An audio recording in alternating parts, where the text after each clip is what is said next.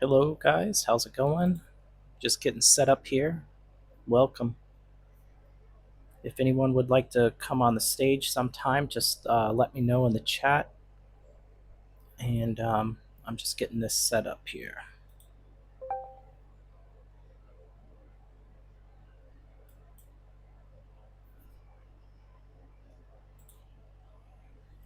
All right, so I'm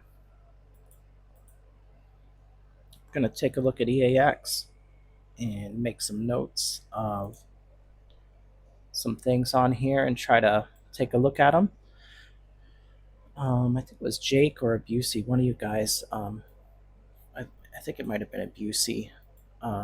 You were asking if we could look at things with Trendex and see if we can go over the process of finding a trade with Trendex and or even find one during the stream. With that being said, I want to say this. I may say it again if more people join, but I want to say this early off. When I go over things, I don't want to really be the reason someone enters a trade.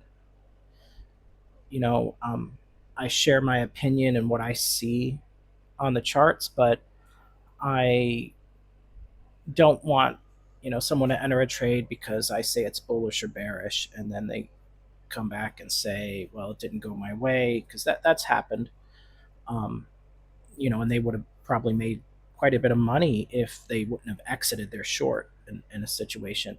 And I felt bad about that, but the higher time frame did look bullish, and I was sharing what I saw. But what you're having now is just as an example, I'll go back to EAX in a moment. And I think what's going on right now is a lot of the hype is dying off. Like I was explaining this in one of my recent videos, that there are a lot of things that are coming down as Bitcoin's had a dump. And they've got downtrend lines, and they're coming up and looking like they're breaking out. They're printing bull divs. This here looked like a legit breakout, but what I'm seeing across the board right now is some things, they don't hold the breakout. They'll be like a dud and they'll fall back through like this one, and there's no telling when this divergence is going to play out. So right now it seems like shorts are the best way to go by far, to just wait for something. If it pumps, then short it, because when you wait for these breakouts now, they just tend to be duds. It's not always going to be like that if Bitcoin starts going bullish again, but I would definitely lean on shorts right now, because there's a lot of stuff. There's a lot of failed breakouts that just come right back down. The hype seems to be dying, and although something looks bullish, it doesn't mean it's going to play out anymore. We're in a time where the shorts are just going to give you much more profit than the longs. So I'm going to switch back to EAX, and now a couple more people have joined, and I just want to remind you that if I share anything, like my opinions about something, please don't use that as a reason to enter a trade, because when you press that trade button, you're the one pressing it. I'm not telling you to take a trade or not take a trade. I'm just sharing, what I see. And you know how trading is. It can go either way, and it's not really for us to blame other people when we press the trade button. So that's why I don't like to give trade signals, but I do like to go over stuff and kind of share my process. So if anyone can pick anything up from that, that maybe that can add to their knowledge. And I like to learn from people as well. So I always welcome people to join if they want to join the stage, and or share stuff, screenshots in the chat, however you want to do it. But you don't have to. So for whoever it was, I think it was Abusey. I'd have to go through my DMs. But I want to look at Trendex today. because I've been going over key levels recently, and I didn't even start talking about TrendX lately until, because I want to give it its own dedicated video. And TrendX is so powerful. So I'm going to come back to EAX in a little bit. So this, I want to get some stuff on here, but also, if anyone has any tokens they want to have looked at sometime, just drop them in the chat, and I'll put them on my list. And this here, I'm going to refresh this too, just in case. And I'd like to really find stuff that's getting close to TrendX levels and explore ways to set alerts as well at TrendX levels. Because if you look at certain people's trades who are doing really well with their scalps, what you're going to find is a lot of people, whether they had TrendX turned on or not, when they have a really good trade, if you look at their P&L shot and it tells you their trade entry and their exit price, what you'll find if you turn on your TrendX is that in many cases they entered around a TrendX line, and that is so common. So that's why I want to look at TrendX today. And see what we can find. So I've got the weekly narrows here. There hasn't been a lot that I've noticed so far. I haven't even really been looking at the charts as much, but the weekly narrows are still going to have a really good chance of having something happen, because it's still early in the week and there's still plenty of time to catch some trending moves. So I am also going to turn on, let's do volume, because I'm going to see what happens at the key levels. Because TrendX is really, I think, some of the best key levels. And my next video will be about TrendX on my YouTube channel. I've seen so many moves like at TrendX levels. It's totally the way to go. It's like one of the oldest indicators of easy algo, and it's still one of the best, because your key levels are most important in trading. If you're not at a key level, you probably shouldn't be entering a trade. But TrendX kind of helps you to automate that, and or to an extent. There's some levels that it doesn't cover, but it's definitely a great way to go. So let's just even get rid of TDIX for now. I'm going to get into TDIX in combo with this, but I want to have TrendX on screen and show some stuff. This is all fresh to me. I just loaded this and I haven't done any pre-TA. I haven't done any preparation. This live stream is just on the fly.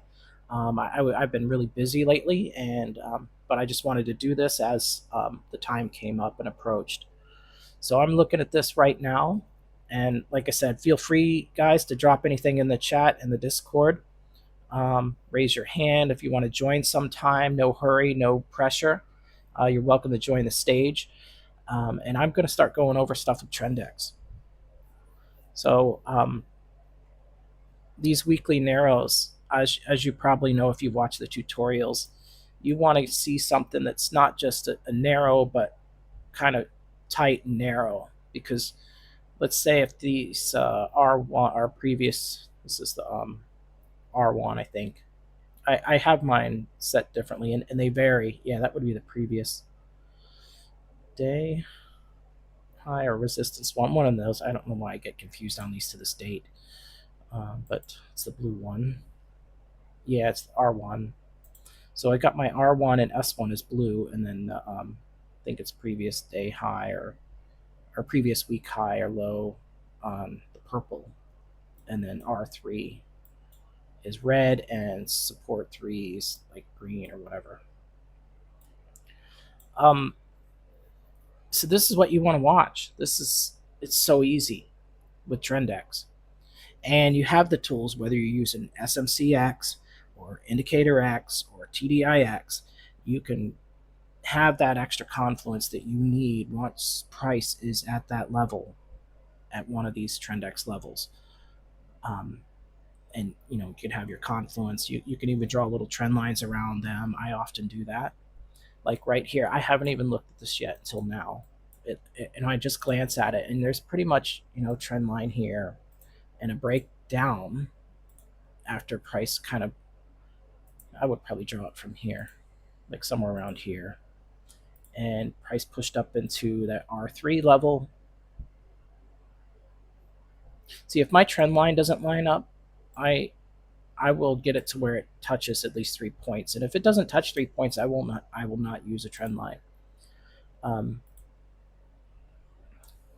So yeah, this would have been a better entryway up here, but it is what it is on this one. Let's see.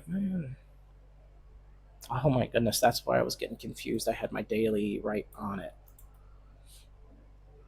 So yeah, you can use trend lines around price when it's pushing into levels.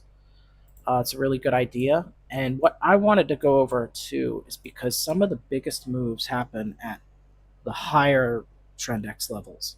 Like if there's a massive pump and price reaches like R2 or R3, you tend to have massive dips once it taps it.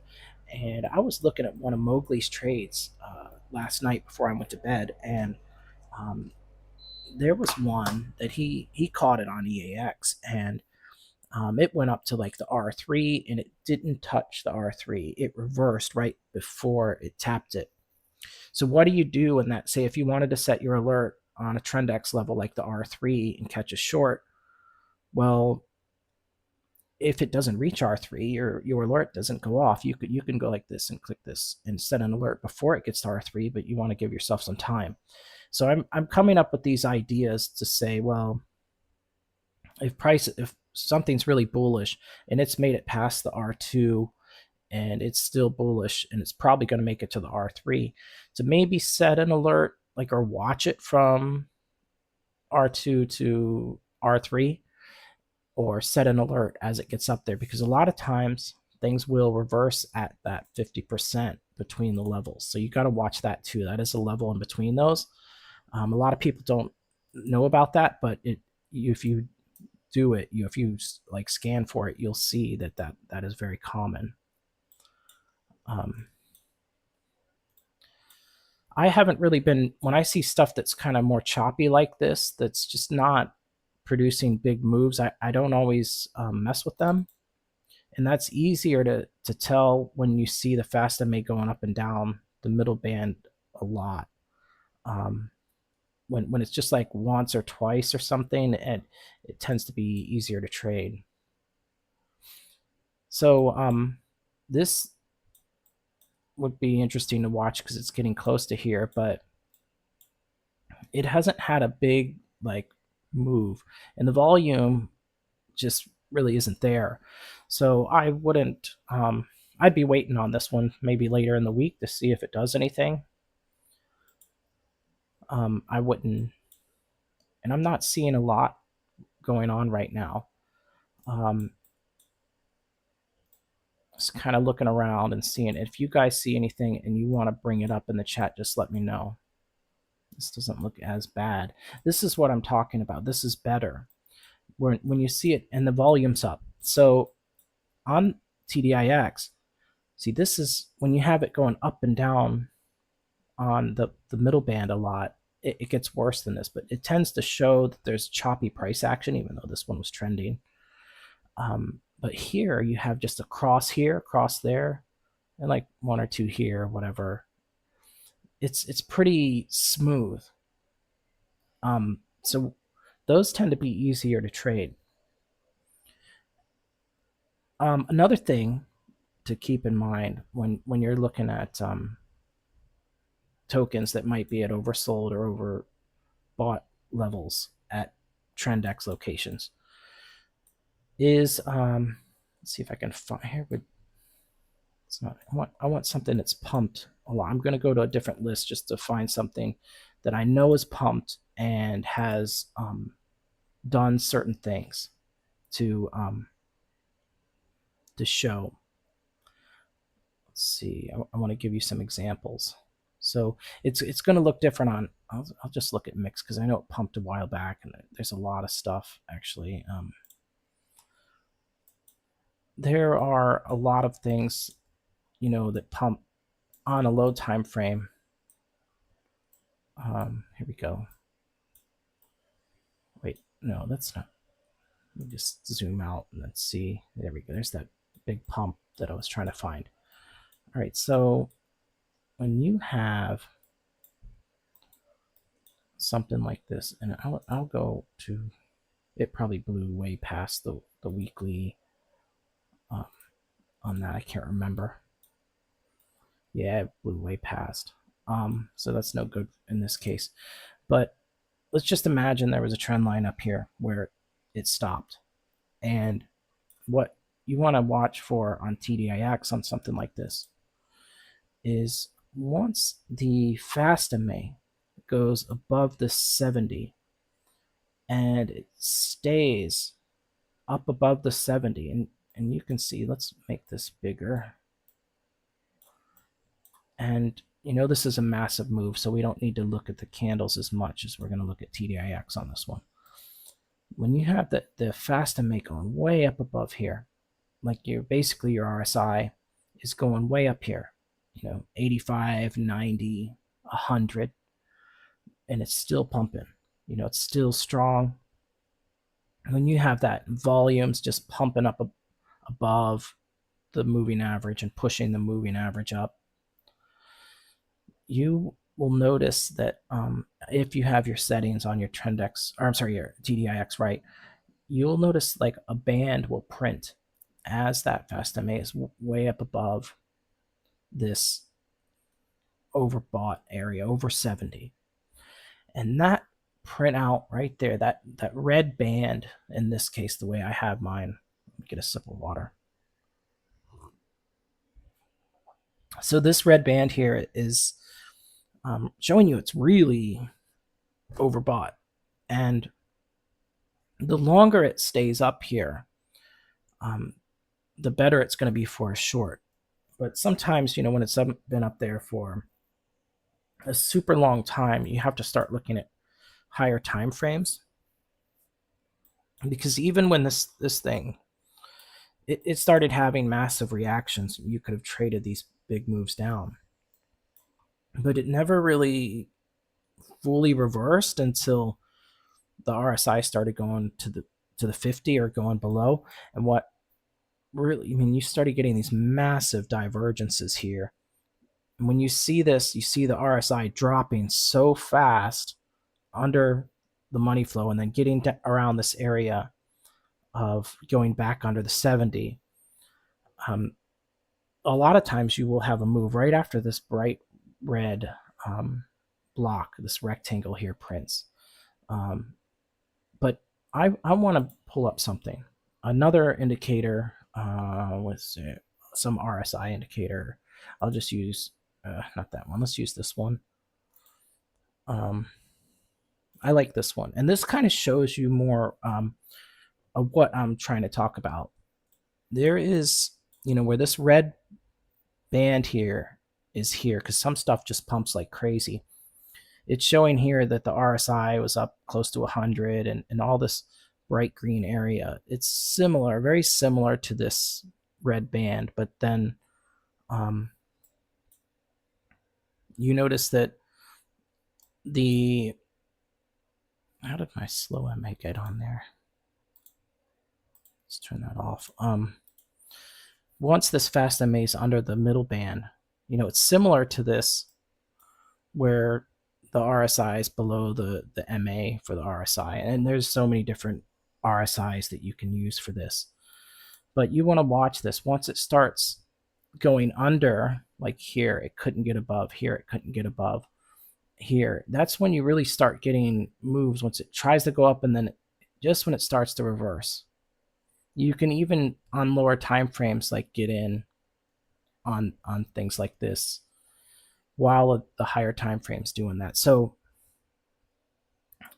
it doesn't matter which RSI you use, but you want to notice this, because when it stays really overbought for a long time, and your TDIX is way up here, you're printing divergences like crazy, eventually you're going to have, like in this case, this, it doesn't even look like a divergence here. Let's get rid of this junk here. But like we had this big dip and then another move up, but the money flow didn't match. The RSI was still lower than it was here. It's trending down, so you want to watch out for that. And in many cases, it's like it'll make one more push up, and that's always tends to be a good entry. And like there's often these double taps, but the RSI just goes lower while the price is the same or slightly higher. And that's one of the key things to help you know when it's really going to pull back in situations like this. But it's the same with this here, right? Like here. So watch out for stuff like that in the opposite direction. Here you go. So if it was coming down, well, yeah, let's just look at this one as an example. It still went down a good bit. When you see something like this, you can still get in on one of these candles and it's still going to go down. But you see this rejection here, and it comes up and turns right back around. It cannot get above this line. Those are very safe entries typically. And it goes both ways.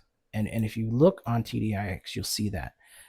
All right, so not to be on TDIX the whole time, I want to talk about TrendX and start looking at the weekly narrows some. And after the next hour, when the daily narrows print, I might start looking at those in the last hour. And you guys feel free to bring anything up in the chat if you have questions or things to look at. Just let me know. So I am going to just look through, and TrendX did, like the weekly as of right now, I didn't see anything that was other than some of these top ones. I didn't see a lot that was ready. Like you can probably scalp the reaction to some of these lower ones, like the R1 or whatever. But it really gets juicier at the R2 and the R3. So that's what you're looking for. I mean, for there to be low volume when it reaches these higher ones, or for the volume to drop as well. And then you check your TDIX or your SMCX, which I will actually turn that on too, because that makes a good combo. And I don't really use SMCX as much as most people here. I've been a TDIX guy, but I am getting more into this. And as you can see here, I have my, let's go down to the 1 minute. I have some settings on here I'll share with you.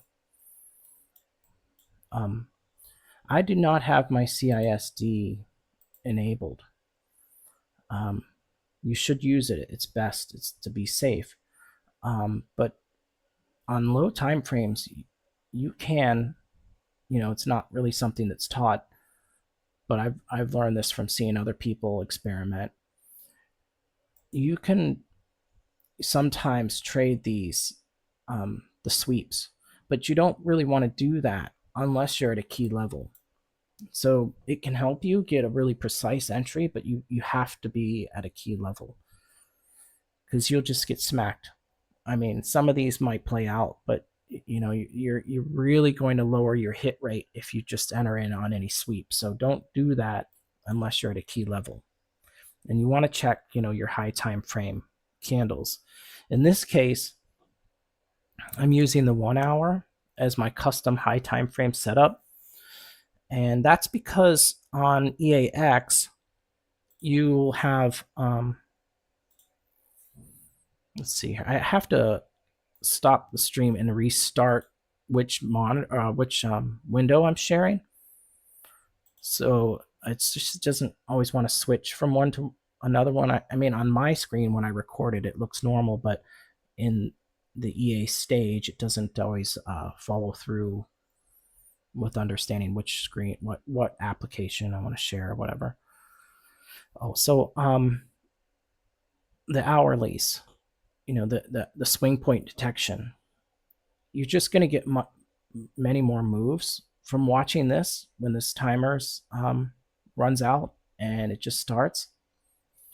So the hourly is just going to provide more than the 4 hour. The 4 hour, of course, is going to be bigger moves, but that's why I use the 1 hour. It just provides so many more setups. And right now it's not really a great time. But let's see what's going on here. So I'll take a look at something on here. This BOEM has some bear div and it's close to a previous day high. I don't what's the RSI on this thing?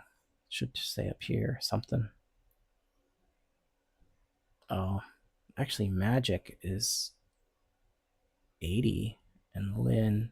I'm going to type these down really quick on a little notepad thing, and I'm going to do BOEM 2 and Magic and Lin, and I'll look at this Rome as well. This one over here, just to do it. So I want to see what's high on the RSI and see what's going on with some of these. So I put these down and I'm going to load them into my trading view now. So sorry, I have to keep doing that when I switch. All right, so let's do a little list just for this.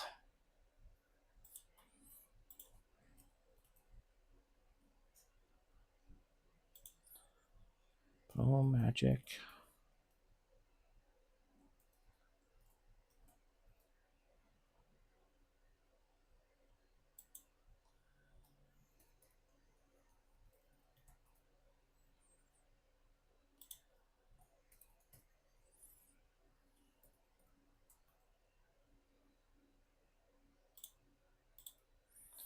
All right, here's something that might have some action.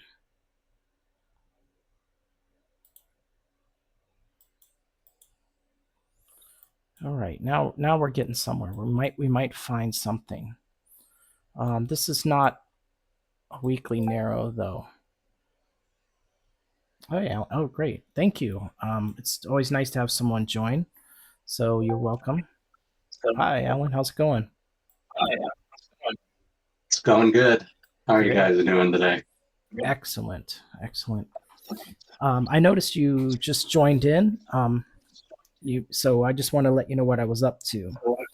I was first looking at TrendX, and I was looking for something, some action on TrendX, but for the weekly narrows, and I didn't see a lot going on. So I went ahead and hi, Cat Monkey.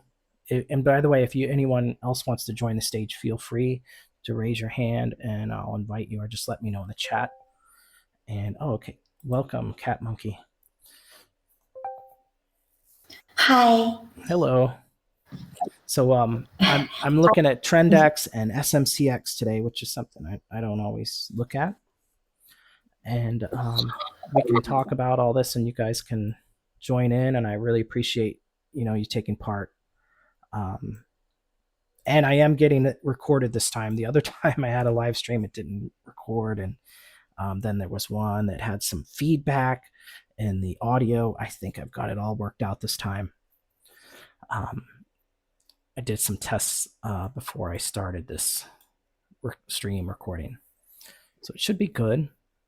And I just found these from EAX, looking at some stuff that had high RSI, and I'll just take a look at our decent RSI, not super high. Take a look at TDIX, and we want to actually look at the hourly to get a good view of the RSI. And I was saying earlier, I think Semafire and Afro Thunder Cat. I'm sorry, it was abbreviated when I looked at it. I knew your name, but I just couldn't remember, and I wanted to make sure I said it right. You guys were already in here, but I wanted to just refresh. And actually, Cat Monkey was in here too. But Alan, I'm kind of looking for things that are really overbought. I'm trying to focus on shorts using Trend X as the key levels, and preferably stuff that approaches the R2, the R3, but stuff that's been overbought for a while, and you start to get this red block printing showing that the RSI has been high for a while. Now, that it could be that it may take a while for this to be ready to be shorted, because it's moving from the R1 to the R2 right now, so it's going to take some time, but it's definitely worth watching. And by the way, I haven't even touched Bitcoin today. I'll try to do it sometime. Oh, it's not looking good really right now. I'll try to look at Bitcoin sometime. Oh, you're looking at ZEC? Okay. And by the way, if any of you guys ever want to share your screen, you're welcome to do that too. I don't mind. It makes it easier if you're trying to explain something, or you have a question and you want to show what you're talking about. So yeah, I want to look at stuff and really kind of start looking at SMCX more than I used to. And I've been studying it. And I wanted to make sure I knew what I was talking about before I started, doing it and talking about it to other people. I didn't want to do anything wrong. So I'm kind of a late comer to SMCX, I guess you could say. Okay, so CEC, let's add that. And did anybody want to share their screen? Did you want to share your screen too? Yeah. You do? Okay. Yeah. Okay, let me I don't. yeah, let's do that. Yeah, you can. I don't mind. I like this interactive, and Since you're recording, you go ahead and share. And let's not waste time. okay. You just go. Okay. Yeah. All right, so let's look at ZEC. And you know what? Are you using it from a different exchange? Oh wait, okay, here it is. When I first pulled it up on Bybit, it wasn't showing the perpetual one. Okay, here we go. Yeah, that's fine. At 1 hour, Yeah. with the trend X. Good idea. Yeah. Oh, okay. Great. Yeah, that's where I see go to the R1. Mm-hmm. That's called R1. R1, right? Yeah. And it's R1. It's below R1. And for me, and I were taking a short position. So I want to know what is your thought process? How you, and plus TDI, the both fast EMA and the slow EMA crossover and the trending down. Yeah. It does look like it's trending down. It has on the out. This is a good pick, even though it doesn't look that spectacular because it didn't make it to the R2. It's usually the R2 or R3 that has really good drops, but you can get a trade off of this. It does look like it's coming down. It's done exactly what I was talking about. It spent some time up above. Okay. You got these big rectangles here, and then you had one close, and it still hasn't dropped. And this is actually a really good one, Cat Monkey, because like not only is the RSI dropping, and it's staying under the slow MA, but you had a similar high. It wasn't high or high, but so it wasn't a divergence, at least on this time frame. But you have the RSI trending down, and it's about to cross into bearish sentiment. This could potentially be a good entry. So even though it hasn't crossed over yet, it could any moment it could drop, and this line could just stretch below this. So I'm going to go ahead and put a line on here somewhere. I'm going to do it right after this bright red one, Okay. and I'm just going to, and then we're going to go to a lower time frame and start.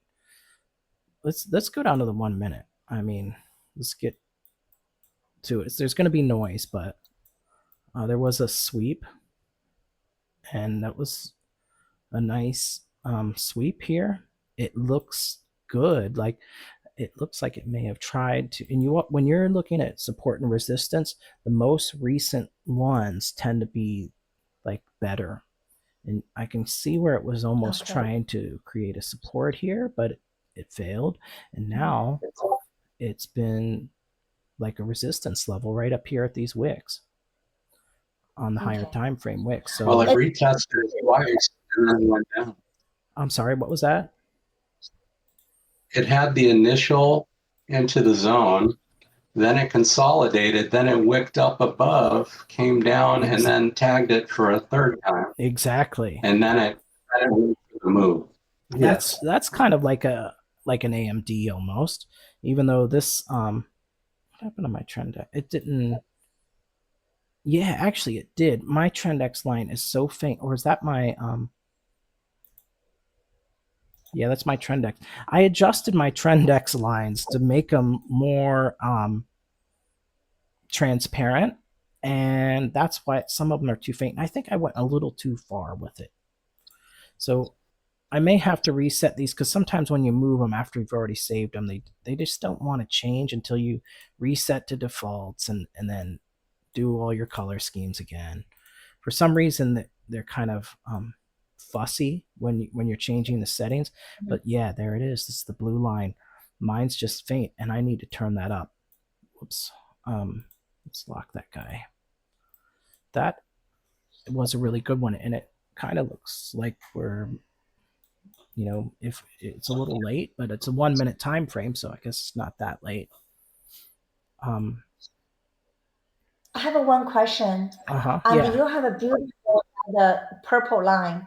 Did you manually draw those purple lines? No, as a matter of fact, that is my SMCX, but I've changed my color scheme for it. So that's a sweep. That is a candle sweep, and I set mine to purple because it just seemed to for me it seemed to stand out a little bit. Okay. Yeah, I see your point. And your previous token. Oh, yeah. I see. So everyone's all sweep because you show the previous token. Also, you draw all different kind of line. I want to ask what it is. This is all the SMCX, right? Okay. Yeah. Yeah, and I'm trying to talk about SMCX in combo with TrendX. But a lot of the SMCX levels are similar to the TrendX levels, like your previous week high, low, or day high, low. So there's similarities. Some of them I think are pretty much the same, but you have your TrendX as well, which it will show you things that aren't on SMCX. So it's not even showing. I think I have mine. Some of my stuff is turned off. Yeah, that's previous day blocks. Yeah, so that would be a previous week high. So that would be weekly TrendX, not but for some reason wasn't yeah, it's the same. See how when I turn TrendX off, it's yellow on my SMCX previous week high, and then when you turn TrendX on, right there, it's a blue line. So there's like a double line there because TrendX and SMCX are the same markers. Sorry. The purple line. What was your question, or what were you saying, Alan? I didn't catch it. When you have them both on TrendX and SMCX, the markers some are exactly the same, like previous day high, day low, weekly high and low, and they just show up depending which one you have on. If they're both on, it shows up the same, just like you're describing there. Yeah. Isn't it something, yeah, I see what exactly. Isn't it something how, you could look at like a higher time frame and you're like, oh, like there it is, get ready to enter. And then you go to a 1 minute and you're like, oh, darn, I missed it because it moves a little bit in your direction, that your bias. And you're like, you think you missed it. But in reality, it's still way up there on the hourly. And there's, well, if you excuse look, me. there's 2 fair value gaps that it might come back up to. Yeah, that's a good idea. On if you go to like a 5 minute or something, you could. They're there though. Let's look at a couple time frames for fair value gaps really quick, and I'm gonna just get rid of some lines real quick to just clear things up. Yeah, it's a good idea. Whoops. Fair value gaps are so great. Okay, it filled this one. That's, good point, really good point, because I have been guilty of overlooking fair value gaps sometimes. And look at that. I mean, that's really what it was after right there. And that's why it reversed before hitting higher, or just slightly over the R1, and it didn't make it to the R2. It was really just after the fair value gap here, it seems, or to fill the rest of it. This is a very legit looking reversal, especially on the 4 hour. Look at those, all these wicks. I bet you that's probably at the middle line, or close to it. It's not close. Well, it closed one candle above. Really, this one kind of too. So, but with these wicks here, this really looks good. And we should probably put I like the 4 hour for my fair value gaps, but I probably wouldn't. I guess you could try that low. Let's put it there just to have it.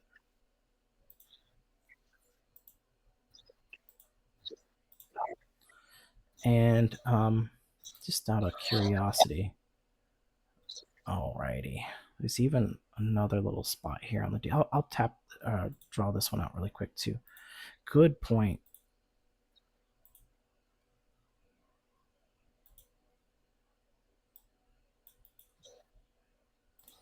That is a daily.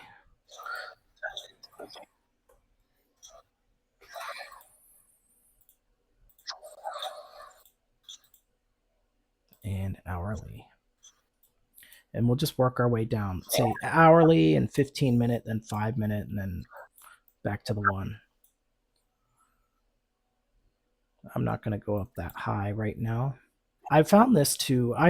When I started learning to mark my key levels, I wanted to mark them all. And you really don't need to mark all of them. You really just need to mark ones that are close by, that are relevant. And I don't always mess with the small ones. I'll put this one on here because the low time frame fair value gaps will come back to bite you in the butt if you don't watch for them. So I will go ahead and mark a couple here. So let's just do it like this.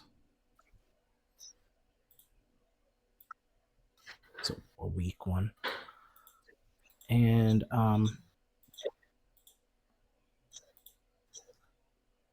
these are 15.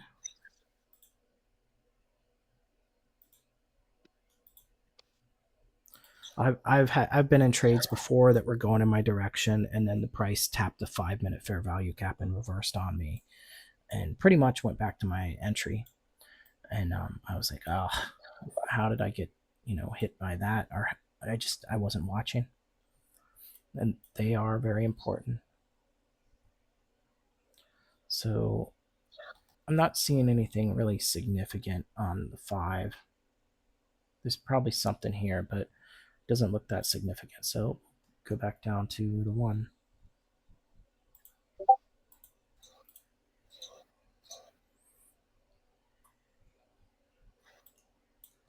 Yeah.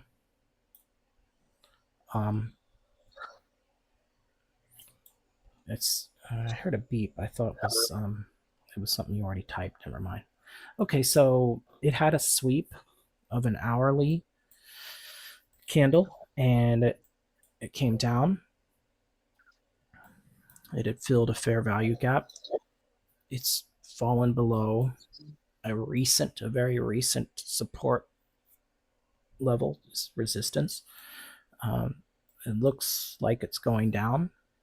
There are some targets here, and I'm just curious to see what kind of yeah, it's not too bad if it went all the way down to the 4-hour one. One of the things I like to do, I think I learned this by looking at Organic Joe's charts. He'll often make things transparent, and then once he has like his fair value gaps and they start to overlap, I think Seth did it as well, where you start to overlap like fair value gaps, and then you get like one that's kind of nested or whatever, where there's just different ones in the same spot, and there's a really high probability that you will have price go to that area. All right, so we're getting back to this, and now even though it looks like it's wanting to come down on the 1 minute, I wouldn't want to enter just yet. The volume has dropped. The price hasn't come below this area, so this might be an interesting one to mark just in case, because when I'll go to like a 15-minute just to look at the wicks, because the wicks are really they're helpful when you're looking at drawing out a key level. So I'm seeing a lot of wicks in this area, so there's something going on here. Even these candles couldn't close a full body, like and you have other wicks all around here, so I would say there's something going on here. As of right now, it is like acting as support. Well, that's a 4-hour supply zone. That's what it's hitting right there. Ah, thank you for seeing that. So let's take a look at that real quick.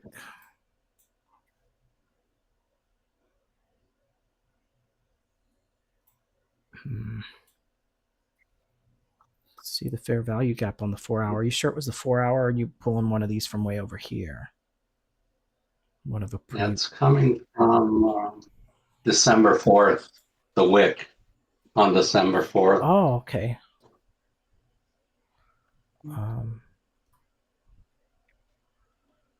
So it'd be that green candle on the left, further left, yeah. Right. I see. Okay, so it's actually, yeah. That's lower than the current price, though. Like, because it's down here and the price is up here. Is that? No. Can you crunch your screen down a little more? Look to the left, more to the left. Oh, you said December 4th. Oh, keep going. December 4th. Oh, wait. Am I wrong? Hold on. I might have gave you the wrong thing. No, yeah, I'm sorry. December 4th on the 4-hour. Okay. I'm on the 4-hour on ZEC. And December 4th is over here. Oh, I see. That's this one here is showing the 5th. Yeah, that's because I'm in United States. Oh, yeah, we're in different time zones. It's close enough. It's close enough. That's the right handle. There we go. Let's get this guy on here.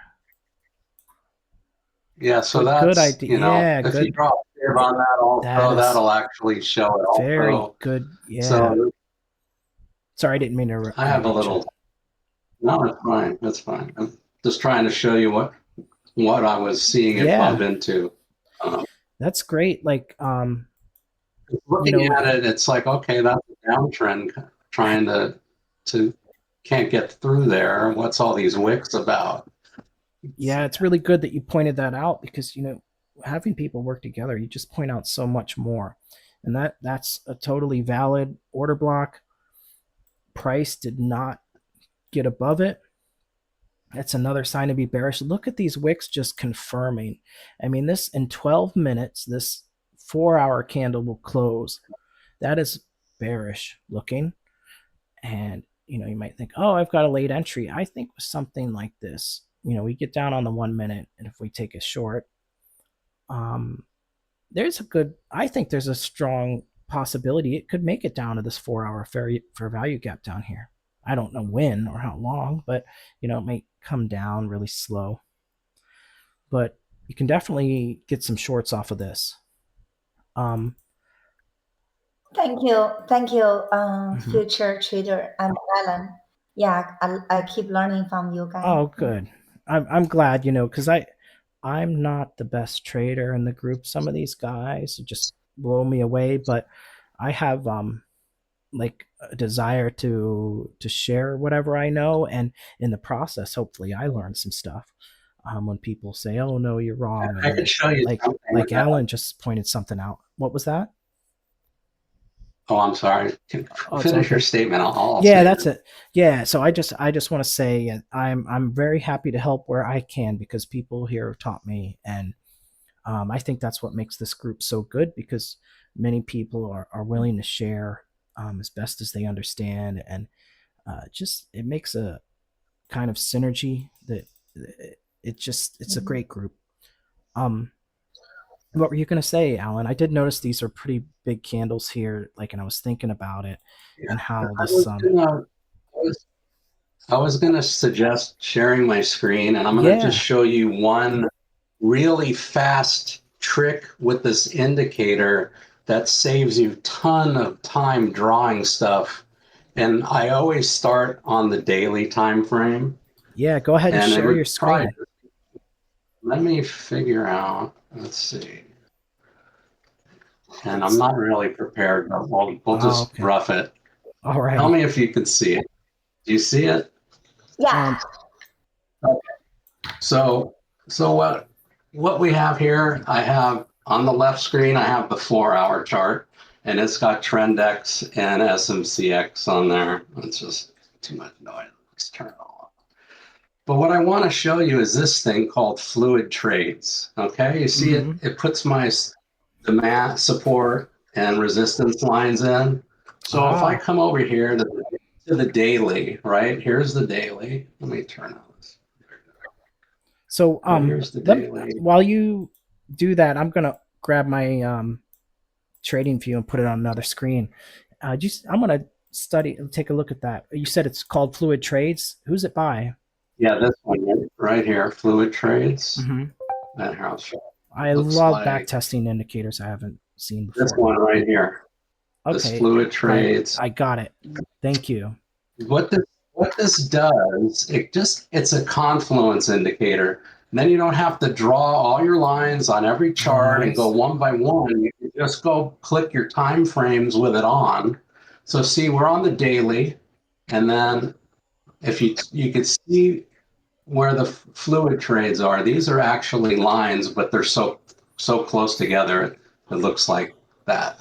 So just scrolling through, going to a 12-hour, it shows you exactly where the support and resistance are. Oh, and I have another one. We'll look at Yeah, this later. I was just looking at that. I'm gonna favorite that too. I Yeah, already got don't get it. excited yet.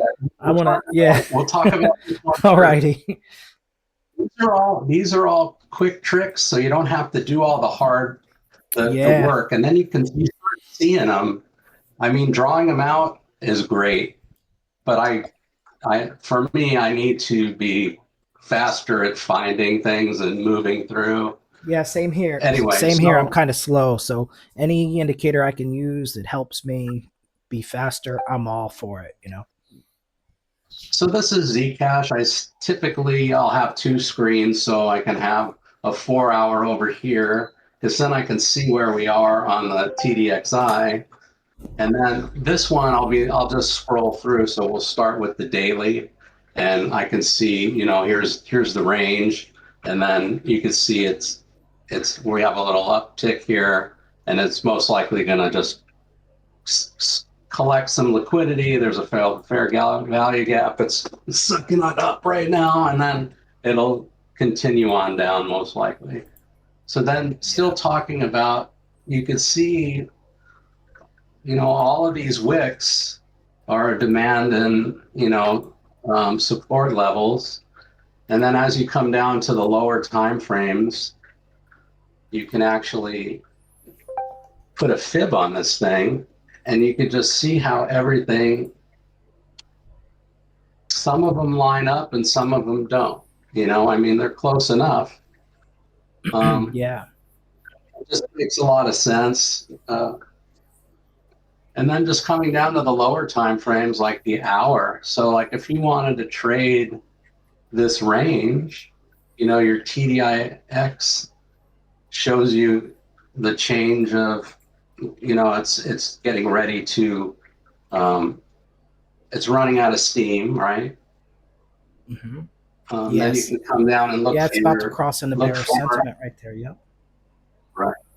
Then you come down to a 15. I don't know where you guys like to enter, but I enter anywhere from the 15 to the 1 minute. Yep. I Same typically here. like the 5 minute. It gives me a little bit more.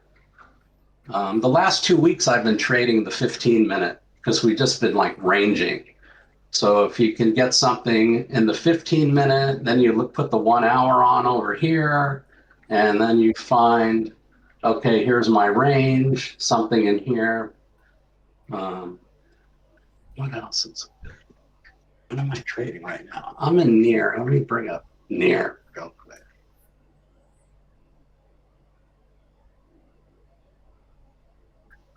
Okay, so I got a short on near. I got in right here. Actually, it was somewhere over here. So, you know, it whipped up, then it came back. I went, oh, okay, this looks good. I'm going to watch. Came down, retested one time, and then I knew I was going to get my entry, and I waited a little bit because it was just doing this stuff. And then I probably got in right about here Yeah, somewhere. that is a really good spot when you look at TDIX right there. It's right after the fast MA went under the money flow, and then it couldn't get back above. It tried to go up a little bit, and then it started curving down again. Right, that your entry was nice. It was a good, like, because that was none of the highs after that on price got above that high, so it was starting to trend down at that point. Did you Yeah. use So the then, change of character on that indicator as well to help with that, or you know, I have that off, I think. uh-huh. Okay, Oops.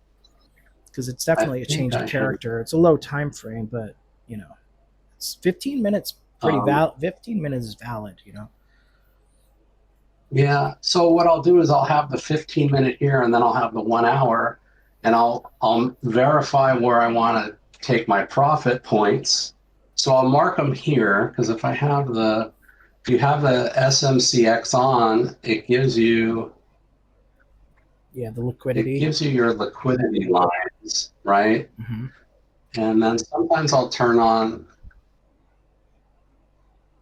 the liquidation levels, and then I think it works. Okay, so the liquidation levels, like the red ones are the 100x and the orange or 50x, so you can see where liquidity sits.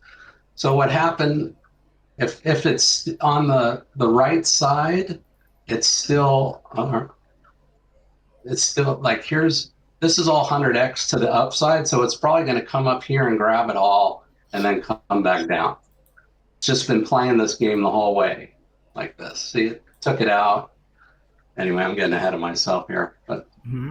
there's a couple things. So back to your question, you know, I don't use that part of the indicator, I don't think. Oh, it's not even on.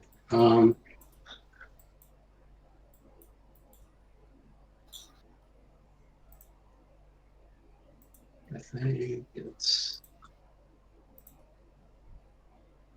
because yeah, I don't, it's in my fluid trades indicator. See, it gives me break of structure, Mm-hmm. and I just use the SMCX liquidity lines for my take profit. Like this really big dotted line is right on the demand zone. I usually put a take profit there. Previous day low is a no-brainer, and then a little lower just in case it goes. And I didn't do the previous week low, but it's in play. Like if I catch this one, I'll change this from 100% to like 80% and see if it runs. So, you know, It's just a game. Yes. But I was just trying to show you this demand and support. It Mm-hmm. just draws them on every time frame. So, That automates a lot of the um, work. That's really good. I And and sorry. I have a there's a trick. question. You want to mark charts and have that all turned off. You just take your little square box tool here and say we'll start at the 4 hour. I'll start marking on the 4 hour. So if you go here and so say that you go, okay, this is a zone.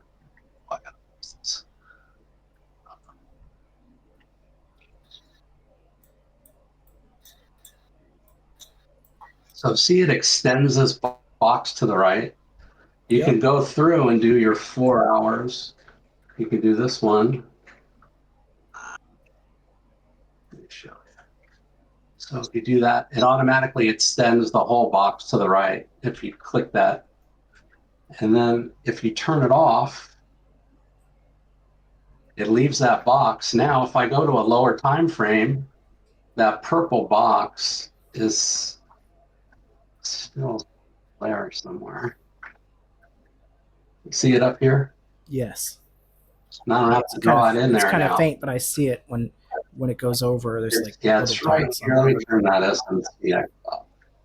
So it's right here. And right here, I drew those two. Mm-hmm.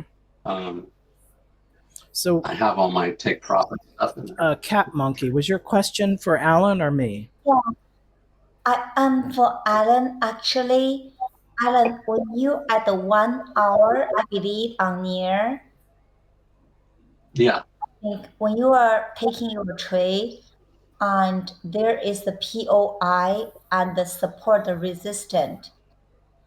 I think, where is that? Yeah, you explaining that it can't break. Okay, yeah, maybe it's here. Okay. So all of these things, you notice, I mean, that's a resistant. It can't break that because it's all the wick. So basically, my question is that if you look at here, the BOS is on uptrend. Yeah, that's on uptrend. And even though you have a wick that is a POI and you're shorting it, but yeah. how are we shooting against the trend? I guess that's I want to ask. So the trend, if we Is zoom it? out to the 4 hour, Uh-huh. okay. So if you look at the trend, what's the trend? The trend is for the most part down, you Okay. know. So here's our trend, just real roughly. Okay, it was something, well, maybe it's like this now, but Okay. something like that, roughly, right? So if you're Oh, looking at the trend, well, you could say it broke trend, but you came down to the bottom of this level. You could have got an entry for a long, or you let it test this, and then it came up, and then it retested. This is your entry right here, or on this candle right here, the start of this candle. If it's green, that would be my early sniper entry. And then you have to just pay attention because it could run out of steam at any time. okay. But generally, we're in a downtrend. Downtrend. I Mm-hmm. see. I Yeah, see. that So you it are So not. until look at that. the overall first, and then okay, you could. It's creating because we came here and we didn't even retest this level. So this failed already. So it could do whatever it wants. It's You see his trend line but there until it retests that trend line and holds it. It hasn't really confirmed a breakout, or it does have the change of right. character. I didn't mean to interrupt you, but I just wanted to say Yeah, that. no, Yeah, it's coming back down. It broke out, but it's coming back down. It could fail, but it did have a I nice like wick hammer candle on that POI he has marked. So it looks good, okay. but it is still coming down until it um, really till it clears that other high. the last high that hit the trend line that's above it. That would really change the higher time frame trend. Yeah. And then right in this area right here where this Yeah, wick that's is, exactly it. Yep. we got this whole area is like an SR flip. So it's like a big line in the sand right here. So more likely than not, it's probably not going to.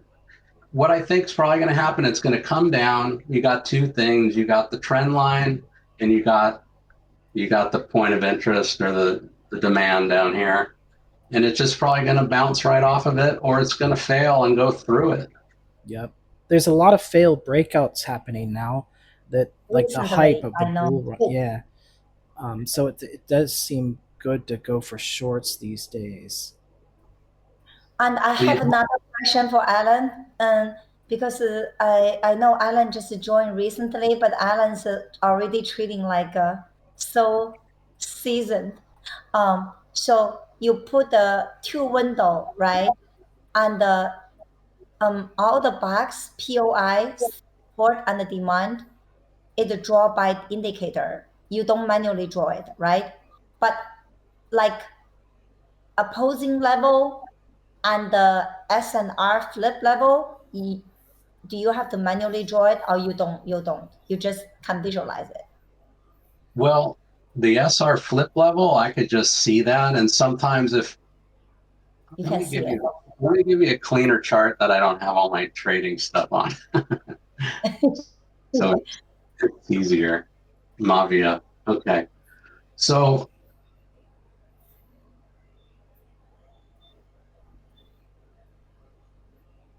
Hey, Alan, I don't know if something happened, but did your mic cut out or something? oh, Oh, I do can you hear you not now. hear I me can. anymore? For a minute, it cut out for me. I don't know what Oh, happened. Now it's back. I can hear you. just trying to find. Okay. So here I'm not in this trade anymore, so I'll just flip this. So so if I wanted to trade KGen, the first thing I would do is I always have my left chart on 4 hours, and you can decide what you want to have over here. And I just have them on by default. So we'll just turn off all the noise so I can just see the chart.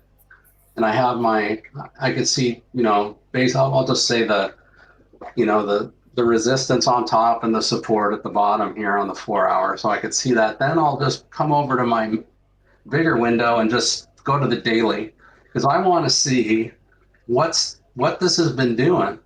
I want to know which way we're going. So I'll start in the daily and then I'll jump down to the 4 hour. So I know we're in a downtrend, right? You can see it. But now if you look at this, what's happening on my line? So if we It's a, start over here, Mhm. this is the floor or like support, right? Yes. Then if you come over here, this turns into the roof or resistance. Then you got support. Then all of a sudden, because it can't go up, it keeps banging into this, and the market makers make this level right here. That's really So this interesting is a because level, it keeps flipping there and the volume's increasing. So that's a really interesting spot right there. right? So then what has this been doing? This is a range, right? Mhm. I'm going to show you. I could have my own little class, but let me find it. You guys will like this. If you put this little regression trend tool on and just draw this line, it'll show you this trend. So you can see it's basically a bull flag. So what do bull flags do? They break to the downside typically, right? Mhm. So what you would Wait, wait, maybe, wait, wait. I have a question there. Why this trend line is a bull flag? Because the contact is in downtrend. How the downtrend here, the channel is a bull flag. Do you mind to help me again? You say, yeah, I was talking about, all right, there's two different things I was talking about. Maybe I will sorry, say. okay, okay.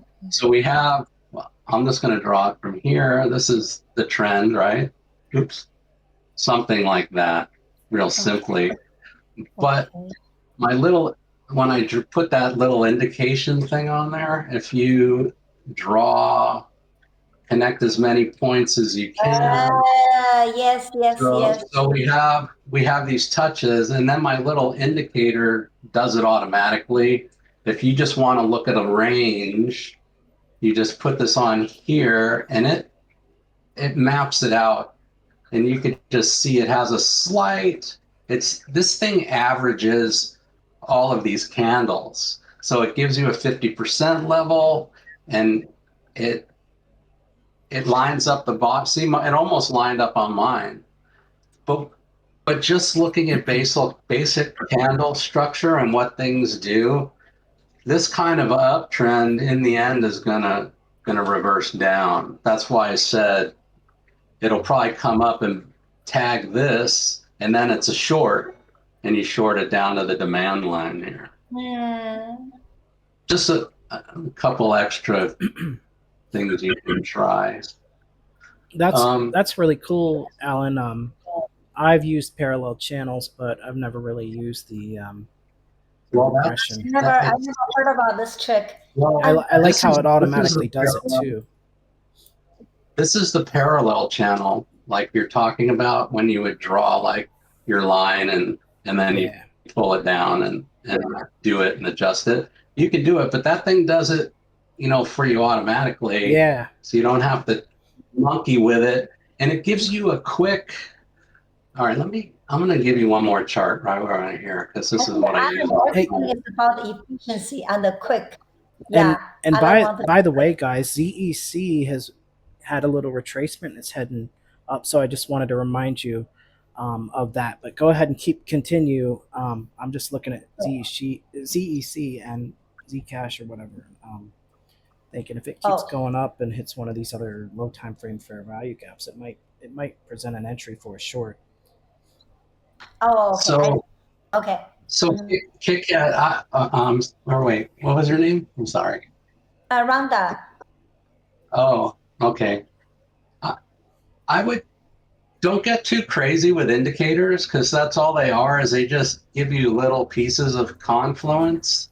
If you just stick to the things you understand, and when you understand them well enough and you can add another little thing that makes your job easier trying to trade, that's all I've done with like the fair value gap indicator I put on here, because it just shows me where they are. I don't have to go, did that fill? Did this wick do that? You know, The or FAG is I think it's a future trader just shared with me, right? The yeah, FAG.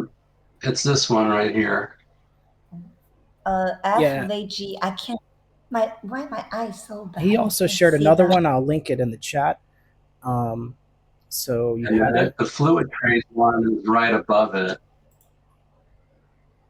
Yeah, there's another one. I'll link it. I don't know if this is the same one, but I'll. It's Leviathan liquidation levels. Is this the same one you're Yeah. talking about? I linked it in the chat just now. Um, it shows more of dots. It shows liquidation lines. I don't know if it's the same one It's the that you're same saying. thing, Alan. No. Mm. Um, Let me see in the chat. And do you mind if I share? Are you about done? And I could share ZEC while we're talking and Sure. show you. Okay. That the thing with the dot, this is the thing with the dot, except I took the dots off and left the lines because the dots were making me crazy. It So made too much on the screen, you so I just just left it. But oh, sorry, go ahead. yeah, no, I'm done. I'm done. I didn't mean to interrupt you. Unless you have some more questions. Um no, I think you have to click the share screen button where you went to Oh, share it, and it'll be a little X this time, and then it'll enable it for me to. Okay, there we go. yeah. And I am getting it ready. Oops. And ZEC is moving. So looking back at this again, Okay. after we did all that TA on it, it has had a little bounce at this level, this fresh level that we plotted. It was a 15-minute wicks here Yeah. that, so it had a nice move on it. But thank you, Alan, too. I really appreciate this indicator you were talking. I haven't had time to adjust it, but look at that, how it just shows you all the fair value gaps, and it clears them out right as they get filled. So on the It's so nice. yeah. Um, So on the this, fair value gap indicator, you don't have to touch anything. You just use it. And then the other one, the fluid trades, you don't have to just use it just the way it is. Everything's perfect. You can like make it the colors or whatever you like, however you like it. yeah, the fluid trades. But this one. Yeah, they both work. I didn't change any settings on either one other than making the red and the green a little brighter because they were kind of too light and sometimes you can't see them. Yeah, I'm gonna. Yeah, I've been using this other one, market structure break, and I think I seen Crypto Crisp use this one, and it's pretty good. I have it altered a little bit from the settings the default settings, but yeah. So let's get back to ZC, and with these lines on here, these are fresh support and resistance zones, which tend to be price tends to be more reactive to. And look at this, like whereas we might have thought that we had been late for this short entry, where a fair value there was a fair value gap here that was filled. Price is failing to get above that order block. The fast MA is going into bearish sentiment. The 1 minute has had a retracement, filled some fair value gaps, and it's returning down with the bearish super shark fin. So this, I'm not saying for anyone to take this short. I'm not saying that because it's still early. Like, well, it's not that early. The 1 hour looks good for a short, really, but there's it's a risk. It's always a risk to take any trade, and and now look at this. The 4 hour is kind of showing some strength here, but it's worth watching soon. This may approach a trend X level. But it might go hit the 440, which is in that R1, the second top of R1, 440. It might hit the 440. If you look at the TDI. Yeah, it's that would basically probably sweep some liquidity one more time on the top and then go. Yeah, that would sweep some liquidity.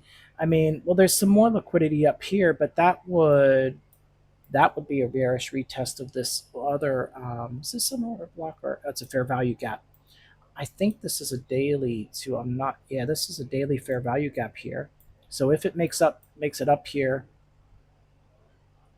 to 440 or just below 440 and maybe even taps 440 because it's a psychological number, there's probably something here going on if I look at different time frames. But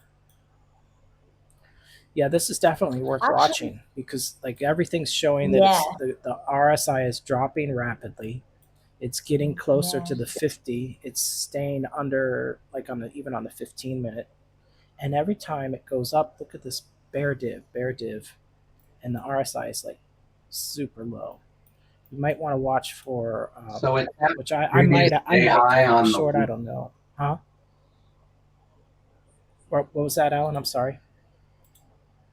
If it does something like that, it tapped the previous day high on the 1 hour with the wick of the green candle. Okay, let's look at it. It's actually flagging. Yes. I see. If you look at it, and look at it. It's not really flagging much either way, but that's a flag. You got equal candles. Yes. And you're going to break the 50%. If you look on a 2-hour chart, you can see that you had a double indication of a reversal. And if you look to the left, there's a big fair value gap. Oh yeah. To your left, you Yep. see that? Yep. So it could possibly, it's filled most if it of has it. enough energy, it might be able to tap the previous week high. It's not far off. Yeah. The RSI And is then, above 50 and it's 65, so it's still very conceivable for it to go up more and hit one of those, because yeah, exactly, those levels aren't very far off, and there's going to be liquidity here at this previous day high. and that's a short squeeze also. So yeah. But I don't think it's an entry yet. It would need to retest up to that wick, that previous day high. If it hits that again, I would enter right away a small position, like 30% of my amount, and then when it confirms, I would put the rest in and let it rip. Yeah, something like that. That's really how I would do it. It's a good way to do it. That's really good. I went ahead and put a liquidity line Because you on want here. that first entry right at the sniper, because it could actually tap it a third time, tap it a second time, like confirm a second time to the upside. Yep. Sometimes they do that. But that's how you get that first initial entry, the super sniper. Yes, exactly. Because a lot of the time, the reversal might not occur, but the reaction to the key level will be something you can trade and have a nice scalp. Not that one, but Because the SMCX shows the sweep on you see the sweep on the right side candle, see it? So your 5 candles for the higher time frame on the right. Yes. To the right. Yep. It may be coming. See the purple sweep? Yep. Sweep. So that we already had the failure to displace, but we want a retest, because then we know it's going down. We know it's going to go down. And the retest means take another Alan, you mean retest means go back that sweep line one more time? Is that what you mean, the retest? What do you mean the retest? What I mean is it needs to range a little bit, a few candles, and then it needs to come back up to that red bar and tap into it close to the top of the wick, and that's your retest. Okay, so it will go up, and then close to the top of the wick, and then it has to come down. That is called retest, right? Yeah. What I'm looking for too is what I'm looking for too. Yeah, it's gonna take a little time. It looked like it wanted to cross into bearish sentiment here, but it's kind of looking like it might curve up and bounce off of it to go up higher.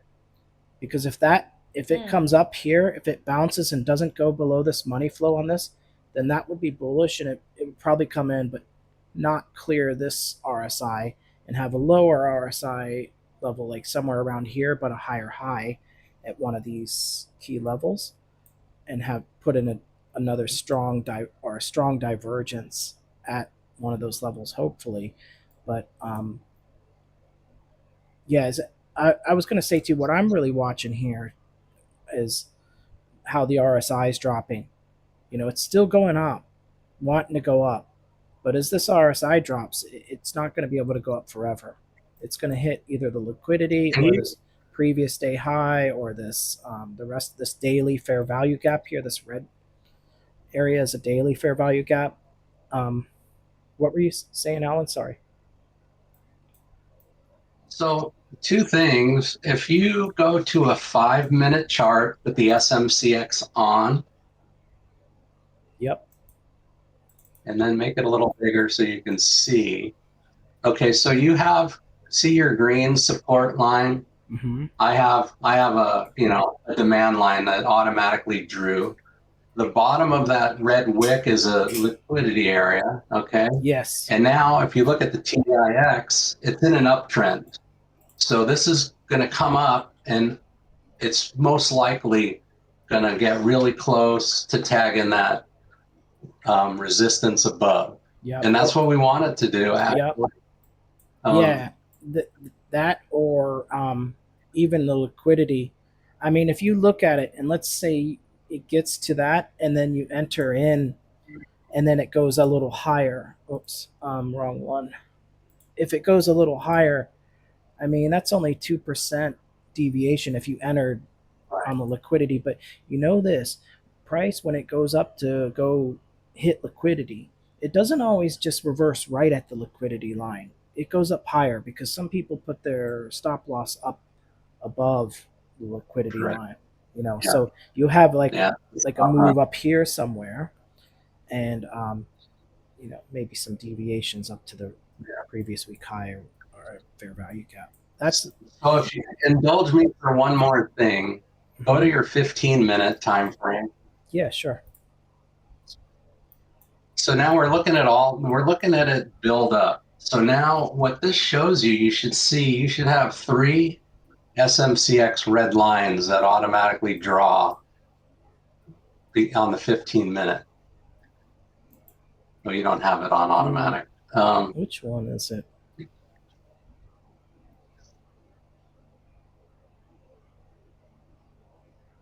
Which ones are you referring to?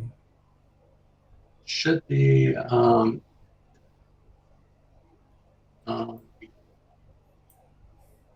me tell you what it is. So it's the bearish CISD. Okay, yep. So turn that red run on. There you go. So you should get 3 lines on that 15-minute chart.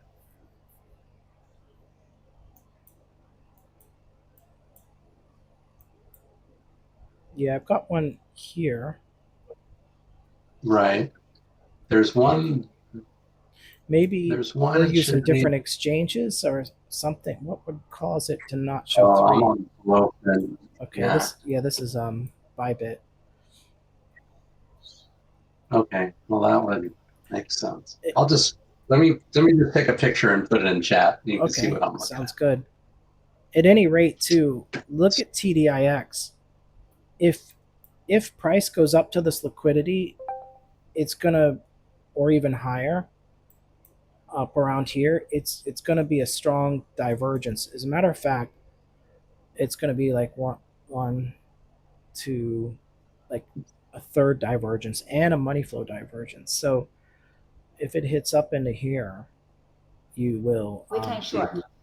Yeah, I will. I'm gonna bring up. You guys won't see it, but I'm gonna bring it up on my monitor, and it'll show it on my live recording. Okay, so I'm looking at your screenshot. I see it. Yeah, because yours, it's like your CISD's extended too. Did you extend those yourself, or um, did it just No, it's automatically extend? settings.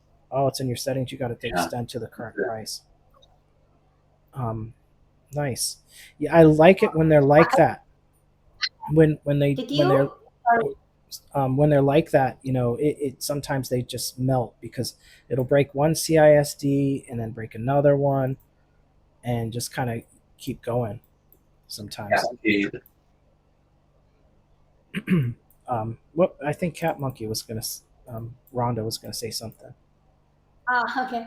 I'm looking at Alan's chart. That is CISD. The same question. The red line, 1, 2. The red line. Did you change some setting, or it just because mine look different as yours? So I'm just wondering, did you do Well, some? I can take a couple screenshots and pop them in the chat, and then you guys can go through them if you want.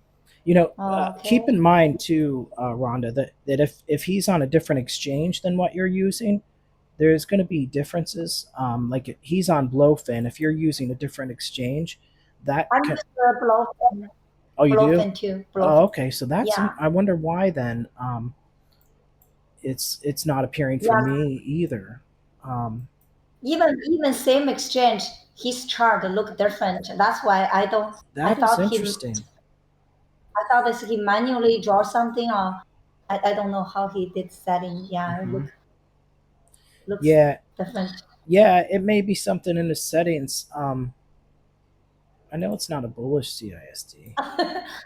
You know, when I look at the Alan's chart, Alan, you have like Trendex and the FVG and all that. It doesn't impact it's no problem, right? There's so many things there. No, I turn it on so I can see what's going on all the time frames, and then I'll turn it off, and I'll just have like SMCX and the fair value gaps on and fluid trades. So I don't Um, have to draw any boxes and try to figure it out. And then when I go to trade, I was showing you how I use the box tool for the higher time frame, like a 4 hour. I'll make a purple box. Then I know when I'm on the 1 hour, that purple box is a demand zone on a higher time frame on the 4 hour. So I already know what that box means. And I'm like, oh, that's why that wick is bouncing right there, because there's a wall on another time frame, but you can't see it on the 1 hour. So that's why I draw the box and use the fluid trades to find my levels. It just saves me so much time. I know how to do them manually, so I don't need to do them manually anymore. I need the quickest way. So I use the fluids trades to give me the different hour support and resistance levels immediately. And then I just draw a couple boxes, and I um, have a color for each time frame. So 4 hours purple, 1 hour is white, 15 minutes yellow.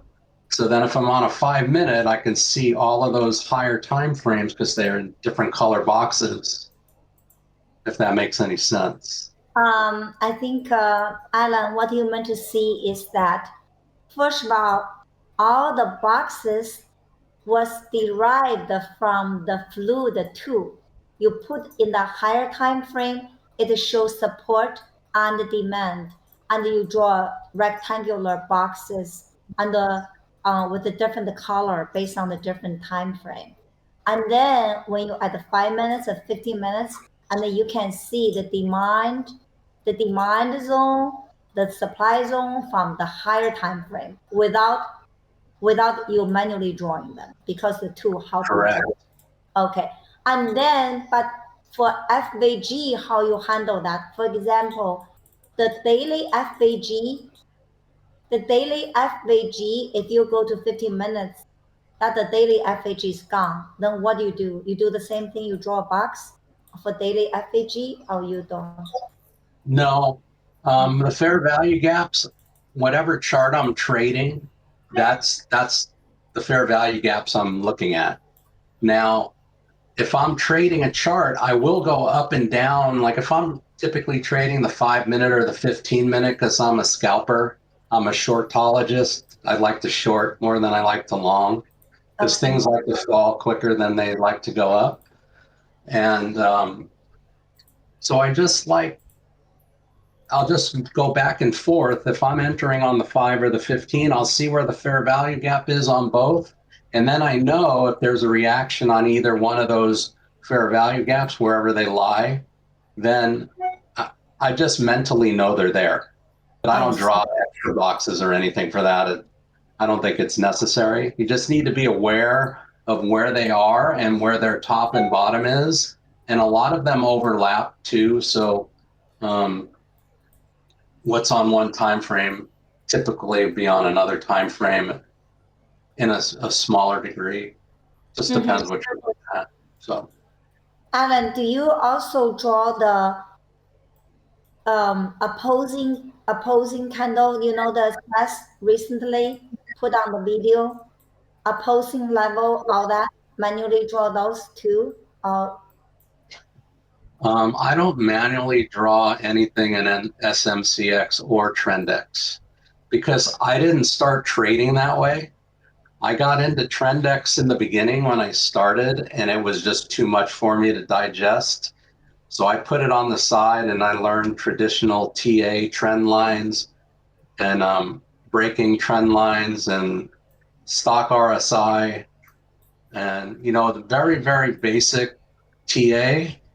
And I was telling Future Trader that I was just starting to get into SMCX and Trendex. I actually came in because I saw Seth do the SMCX presentation, and I went, whoa, I can understand that way easier than Trendex and Indicator X and all this other stuff.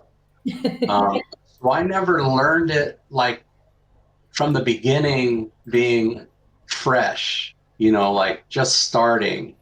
Okay. Um, so I learned TA based first, and now I'm trying to use the pieces of Easy Algo that I can understand. And I've been slowly picking future traders' brain and asking them questions, and because I want to understand it, because it's really powerful. And I see a lot of trends and similarities that I use already that are in Easy Algo's products. But I think it could make me even better. And I'm just trying to learn it without interrupting Future Trader when he's trying to explain stuff Oh, because um, oh, it's I all have a lot good. of questions. And go. No, I'm learning some stuff from you too. Like, I'm all for it. Um, you pointed out a lot of interesting things here, and I love a fresh perspective. And by no means am I Indeed. any like different or greater than anyone. So like, yeah, I'm just another guy. Um, but yeah, Future Trader, I was on your YouTube, and mhm. you did a great job. Oh well, And I commented, thanks. Oh, was that yes, your comment? fantastic. Oh, yeah, it did say Rhonda on a comment. I think. Yeah, thank you. It, my channel's small, but really it's for the people in the group, and then if anybody else that's not in the group sees anything, then maybe they'll join our group, which would be cool. But did you want to share your screen more, Alan? I meant to, because you've been talking for a while, and I've just been kind of looking at my own chart. And as a matter of fact, um, I kind of want to. I'm gonna pull this. You won't see it, but I'm pulling up the daily narrows real quick Oh, all because right. they're out. Yeah. So I'm gonna download that and load it in. And Yeah, I'm going to probably be getting off here in the next 10 minutes. I got to go to work. Okay. And, Then thank but you. no, anytime you're welcome. And I just try to, what I'm trying to do is figure out a workflow that gives me the most information in the shortest amount of time because I want to get through charts. I have yes, 6 bit funded accounts that I want to qualify. And I already did, I took their whole list and then I ran it through my AI and I got the top 20 best coins, and that's all I'm trading. So I got 20 coins to chart on Bitfunded, and I've been just trading the hell out of them. Like I got near is ripping on a short right now. I'm up $100. Link, I got Pendle going. I got Injunctive going, all on Bitfunded because I'm trying to pass. I'm up to like $300 profit. I need 500 to pass the first leg. I bought their 2-for-1 deal. I bought three $10,000 um, um, of the three of the $10,000 challenges, and they gave you 3 free. So I Wow. basically have like $60,000 to trade. I just got to pass them all. it's nice. No wonder you need to recruit your wife to trade together so you can. Oh, my wife is terrible at this stuff. Oh my gosh. Hey, guys, can you hear me? Yeah, Oh, okay. Oh, that was so weird. My yeah, we hear mouse, you. like my mouse cursor, disappeared, and I thought I had my computer was about to crash. I just pulled in the daily narrows, and there's some stuff moving. What do you know? Stuff hitting, R2, R3. This one's. Can you still see my screen? Yes. Oh, okay. Because I did, like when I look at the Discord EA stage, it just says your stream's running, but it doesn't show it. Sometimes it shows it, and other times it doesn't. And I thought maybe it didn't show for you guys, and I just wanted to make sure. It looks like So do you ZEC's strictly taken some operate time. on So the what were you saying? do you strictly operate on the weekly chart or do you do No, daily chart? I look I'm at trying everything. I'm trying, Hmm. right.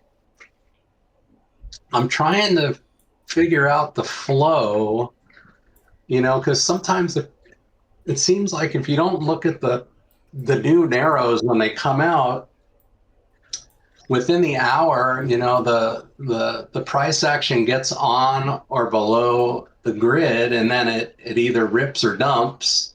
And if you don't get that move, you got to wait for it off of one of the upper levels to reverse. Once it makes its Yes. move. Yep. And I'm more interested in flow of like creating your projection for your trade. Like I'm projecting like when price action's in the middle of two zones, I'm like, okay, where's it going to go? All right, I'm going to be looking for a short. So I start charting my short out and I wait for it to get up there. It sets my alarm off. I start watching it. Okay, there's a wick. Where's the retest? There's a retest. Bang, I'm in. You know, yes. so I'm looking for that kind of flow, but with easy algo and and using like Trend-X and Indicator X is really interesting to me, but it doesn't 100% make sense to me. So, and I've watched some of the trainings earlier on, and whatever he's put out recently, I'm up on all the recent videos, probably the last 10 or so, Hmm. because there's just so much to watch. I don't know how far back to go, maybe like 10 videos deep on everything. And I wish he would do more like live trading where he shows like the process, like how a scalper would do it, and then how somebody looking for a long trade over a couple of days, and then maybe like on a monthly trade, like something that you're looking for a bottomed RSI or something, and just go for like a 3 or 4 month long swing, low leverage trade. That's what I want to learn and see on EAX, and that's what Hmm. I need personally. But I don't know. Yeah. Yeah, I think it would help. But there is this thing that if um, you enter trades live, and you know that not all trades play out, and people might be like, oh, it didn't go well. What happened? And you know how it is because you're a trader, and you could have a good strategy, but then you're still going to have your stop loss hit occasionally, and it makes you want to just change your strategy. Right. But in reality, you've got to stick with your strategy and give it time to play out. Follow Yeah. your risk management, and like your stop loss will get hit, but 70% of the time you're going to be in. It's going to go your way. So it's tempting to want to change your strategy up when that happens, and I think a lot of the new people, if they got into a stream where he was doing that and giving, we were taking trades together or calls, people just need to understand they do it at their own risk. And it Yeah. is a weird feeling once you're on that side where I'm at this point to where sometimes I say things and people might take it as, you know, they might think it's an entry signal and or a reason to get out of a trade, Mm. and I feel bad because they might have missed out on profit. Whereas their Yeah. TA was right or mine was right, but it turned out to be a dud because the hype is dying and it wasn't as bullish as it looked or whatever. But I wanted to say something really quick because we were kind of talking about Trendex too, and then we'll go back, or I forget what else you were talking about. But when you see these narrows, but they're really far away for the S1 and the R1. It's usually less likely it's going to get to those levels. But when it's tighter, kind Nice. of like what was this? These other ones. See how tight it is. It's more likely to have that move. Um, See like how these are closer. You know, I could just measure it, and then what's that one I was just looking at? There's a 2% move to the R1, and I was looking. I think it was Kava or something. No, do you remember which one? But we can look at that as an example. Um, and if you took it and measured it here, and say go from the pivot to the R1, well, that was 2% too. But some of them you'll notice it's a different range. It's much farther away. It's a really super narrow one. Here we go. This one, like this is what I'm trying to explain. So this one, when you go to the super narrow, and it's like 8% to the R1. It's a tight pivot, but it's not. Well, it's a narrow pivot, a super narrow, but it's not a tight distance to the support and the resistance. And when you have ones like this, they don't typically make it to these other levels. They might, but they're more likely to make it when it's more like narrow like this. And they tend to do better with their trends. Um, this is interesting. Look at that RSI, how fast it's dropping. This, something I would probably take a short on because at how fast this RSI is dropping. It's only on the 1 minute, but it came up so fast. And a lot of times when you see a big fast move, it tends to be a fake move, and it'll go right up, and then right back down. But were you wanting to say more, Alan? I didn't want to like discourage you. I was listening to what you're saying. So what were you saying? Can you bring up Ripple? It has a Yeah, narrow. and XRP. And if you want to share your screen, you can share your screen too. But I can. You want Ripple XRP? You mean? Yeah, XRP. Is that on the narrows daily today? Yeah, there it is. Has a narrow within a wide weekly. I think I turned my weekly off.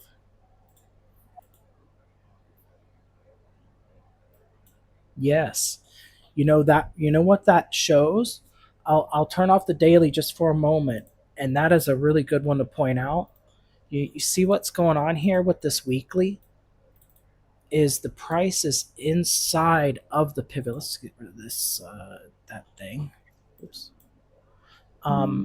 This price is kind of confined in this wide weekly ranging, and that it's a little early to say, but that means there's a good likelihood that if price keeps compressing in that within that weekly pivot or around it, and it doesn't move much, that you might have a narrow weekly, a super narrow or something the next week.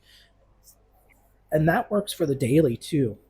So when you see this happening, when you have wide pivots and prices in there, and then you're getting ready for your new pivot to form on the next day, there's a very high likelihood that it's going to be a narrow.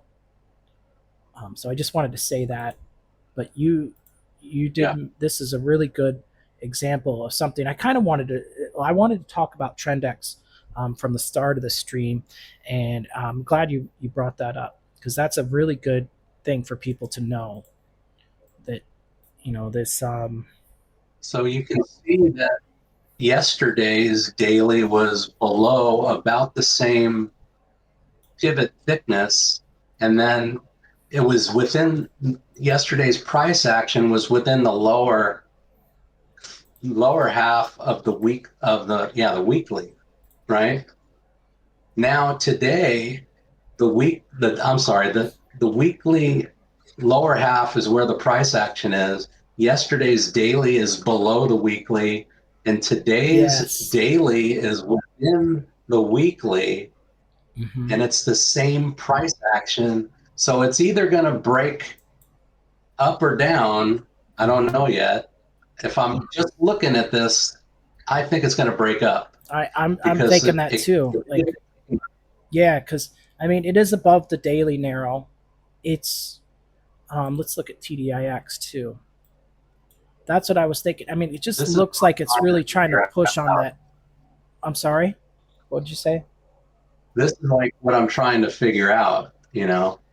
Yeah, it's that's one of the things about Trendex is sometimes when you get a movement on the other side of that pivot or that line, you have a big movement, and it's hard to predict. And I think drawing trend lines around trend X levels when you have price doing this, and this is compressing. This is kind of like contracting on the higher, probably the Hmm. higher time frame. So I would look for trend lines on something like this. I mean, that's a valid trend line. It's had 3 touches, and Yeah. I would look around and see what's going on. I don't know if I consider this one anything of importance unless it already broke down, but it's holding. It's holding. So there's some level here. If you look at a slightly higher time frame, you'll probably see some wicks somewhere, and then you'll start getting an idea of what something going on here with Well, there XR. is a CISD 15 minute, four Okay, or five candles back. Wow.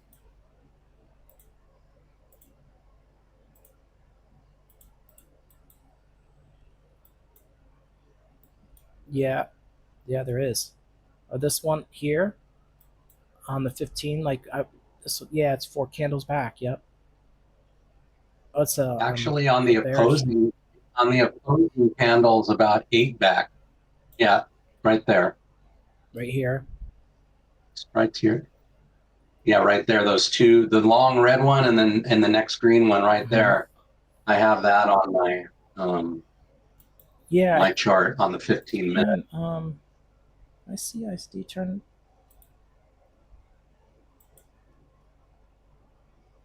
Okay, here's a um yeah. I'm showing the bullish CISD up here, but I don't see a bearish one on this one. Maybe it's different on our charts, but um, Yeah, look in the chat real quick. yeah. Let's You'll see what I'm okay. talking about. You see it? Alrighty, I am looking at it right now. Yes, I do. What in the world is going on?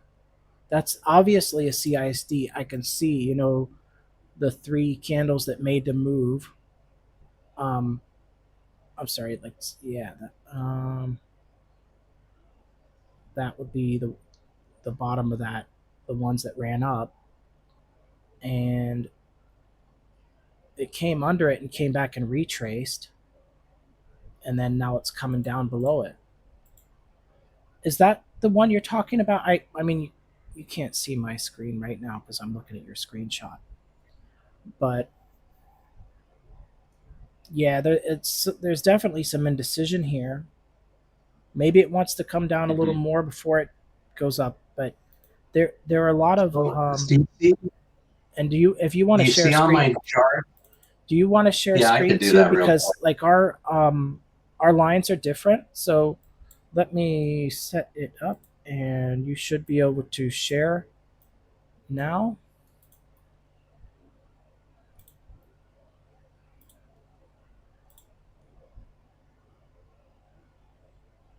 Yeah, Okay.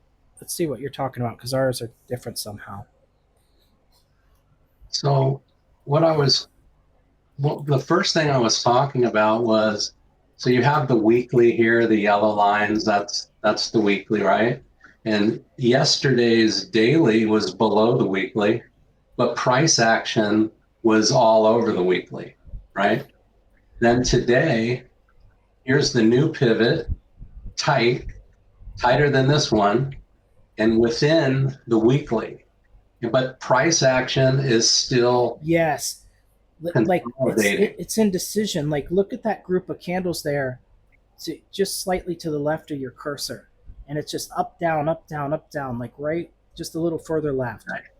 Like but So then these see this fair value gap right here? It yeah hasn't been cleaned out yet. When it gets cleaned out, it'll turn off. And what'll happen is we have the sweep down here because I got the indication.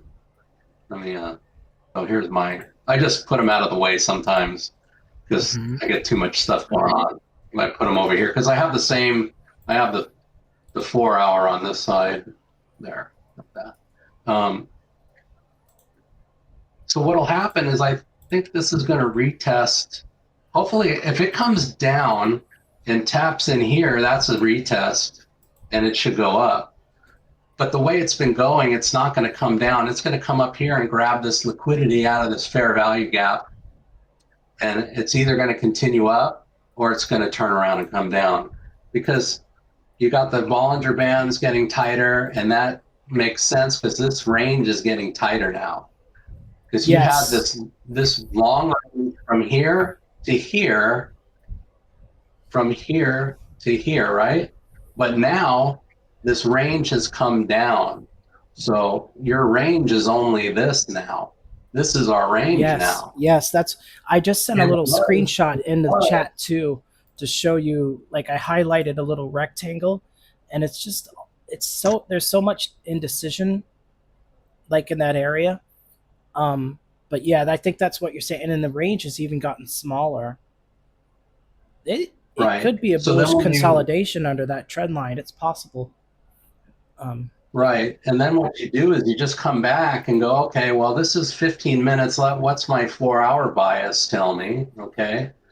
So you can see your range is from here to here. Okay, this is your overall range. And what are we doing on the bigger picture? Well, we had a little turn down. You know, money flow is picking up. So maybe it's going to come down first. I don't know. Yeah. And Alan and the future trader, I believe, I think that tomorrow or this week, Wednesday, they have like some news about the rate cut. So the volatility will. Oh, very good. Thank you for saying that. I think so too. Because look at how Bitcoin's been acting. You know, there. I We was have thinking to that be something's going careful. on. Like it's shown, Bitcoin has Yeah. shown some potential bullish signs, but then all of a sudden Mm-hmm. it just dropped again. And Dropped it yep, because so what it does is create all this yep, whipsaw, go up, go down, go yes. up, go down. All those, Before those, mhm. All those news events just wreak havoc on the markets. Thanks for pointing that out. I don't keep track of the news. Like I usually just look at the charts, but once in a Yeah. while someone will tell me about it, and I'm like, oh, that makes sense. Why is the charts acting like this? So I got to run, but I wanted to just point out two things. You have Mm-hmm. your bearish CISD here, but I also have a bullish CISD here. So depending, so right now it broke this one, and you could have took a short, and then obviously it invalidated and went up. So it's in this tight range, so it could go either way. Yes. Yep. So I don't know, but I'm trying to. But back to what I was saying is just trying to figure out like when price gets on these lines, like I expect it, these lines are going to get longer as because we're only on a 4 hour chart and it's been, I'm sorry, 15 minute. So this pivot's only been out about an hour. So that's four lines, right? Four 15 minute lines together. So if you go to the 1 hour, it's just a little, it's not even a speck yet on my chart. 30 minute will be these little 3 lines here. See that? So I'm wondering what's going to happen when it gets on this pivot. Is it going to break down or is it going to break up? Because this Yeah. RSI isn't telling you anything, you know, it's just It's below the ranging. yeah, it's below the 50, but it's so close to it, Right. you know, and yeah, I'm probably going to get going too also. This has been a great stream. I'm excited to upload it so other people can have a listen, and it might be useful to other people. But yeah, excellent points, everyone. Alan, I appreciate it. No worries. I try to teach what I know. I don't know. I'm still learning a lot. Yeah, yeah. I think I want to learn that's the how to thing do about the trading trend. is it's just like always learning, never ending learning. Yeah, thanks for joining, Cat Monkey, and everyone else who was in here throughout the stream. Um, Great stream. The recording will be up in a couple hours. I'll put it on my YouTube channel. I'm pretty sure it got recorded, hopefully with no audio glitches or anything like that, and everything in it. Yeah. So I guess I'm gonna get going. Did anybody want to stay? And I just pass it to you. But I know you're going, Alan. I'm leaving, and Cat Monkey, you're Bye. pretty much done too. Yeah, thank you. Bye bye. Okay, have a good one. All right. We'll see you, Alan. Bye, guys. Yep. Yep. Bye now. Bye.